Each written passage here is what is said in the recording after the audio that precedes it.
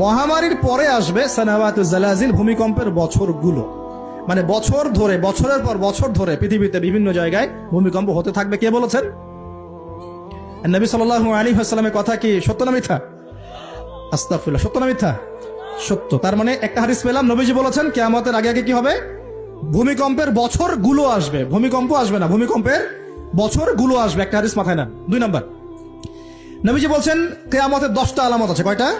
10টা। তার মধ্যে 1 নাম্বার আলামত হচ্ছে দাজ্জাল। কি নাম? দাজ্জাল। আচ্ছা, ওইদিকে আলোচনা নিচ্ছি না আজকে।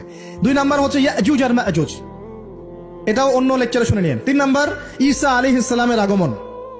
4 নাম্বার দাব্বাতুল আরদ, জমিন থেকে প্রাণী বের হবে। 5 নাম্বার ইয়েমেন থেকে আগুন বের হবে। ইয়েমেন থেকে আগুন বের হবে। 6 নাম্বার দুখান, ধোঁয়া, ধোঁয়া দিয়ে পৃথিবী ছেয়ে যাবে। 7 নাম্বার, 8 নাম্বার, 9 নাম্বার, এগুলো হচ্ছে 3টা বড় বড় ভূমিকম্প, ভূমিধস, যেটা হবে একটা পৃথিবীর পূর্বে, একটা পশ্চিমে, একটা মাঝখানে। পৃথিবীর পূর্বে মানে এই পুরো আমাদের সাবকন্টিনেন্ট সহ পুরো পূর্ব দিক, একদম ইন্দোনেশিয়া, মালয়েশিয়া, সব জায়গা পূর্ব দিক। পশ্চিম মানে পুরো পশ্চিমা সভ্যতা। আর মাঝখান মানে এই জাজিরাতুল আরবিয়া, মাঝখান।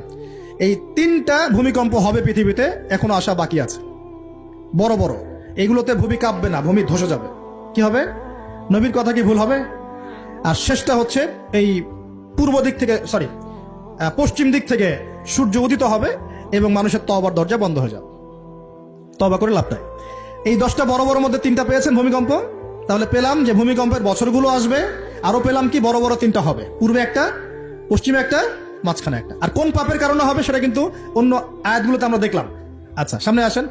আবার নবীজি বলছেন দাজ্জাল যখন মানুষের রূপে বের হবে তখন সে সব জায়গায় বিচরণ করতে পারবে, কিন্তু মক্কা মদিনায় ঢুকতে পারবে না। ঠিক আছে?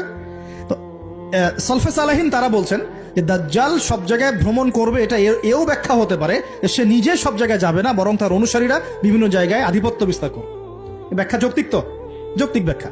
এরপরে যখন সে মদিনায় ঢুকতে পারবে না, দেখবে যে এখানে ফেরেশতারা একদম খোলা তরবারি হাতে দাঁড়ায় আছে, ঢুকতে পারবে না।